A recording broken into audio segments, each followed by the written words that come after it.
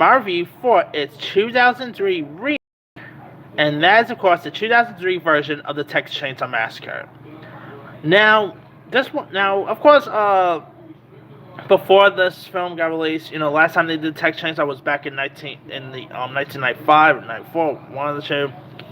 And so they put the whole franchise on the back burner until 2003 rolled around with a remake here. Now, the Texas Chainsaw Massacre 2003 remake was actually produced by Michael Bay of all people, and was also directed by Marcus Nispel, who of course him and Michael Bay will later go on to collaborate on the 2009 remake of Friday the 13th.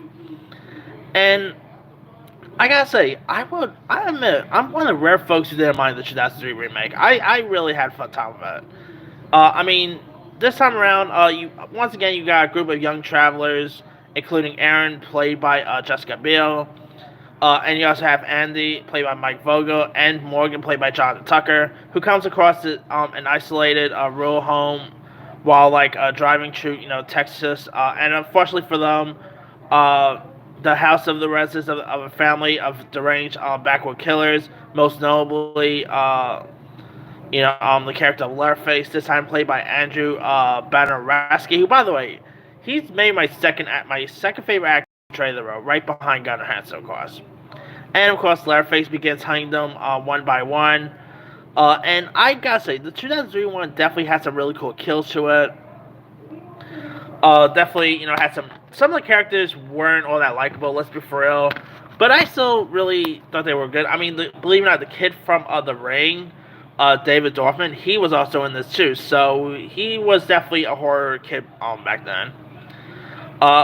Not to mention, you also had the late great Ollie Ermy in this, who was so creepy and all. And of course, he was pretty much like one of the relatives of Leatherface here, who's also like a sheriff and all. You also had Laura Gurman, who I believe was on Lucifer, if I'm not mistaken. I could be wrong there. Eric Balfour, Mike Vogel. You had some really cool supporting players. It is a really cool film. Has some really cool gore to it. Once again, you had John Larroquette doing the narrator, which was really cool too. I mean, of course, it is produced by Michael Bay, and we already know lots of people are not fond of that because, not many people are fans of Michael Bay, But I still thought they did a really decent job at really capturing what made the original so fun, what made the original so gory. I mean, the 2003 version I really had such a kick with.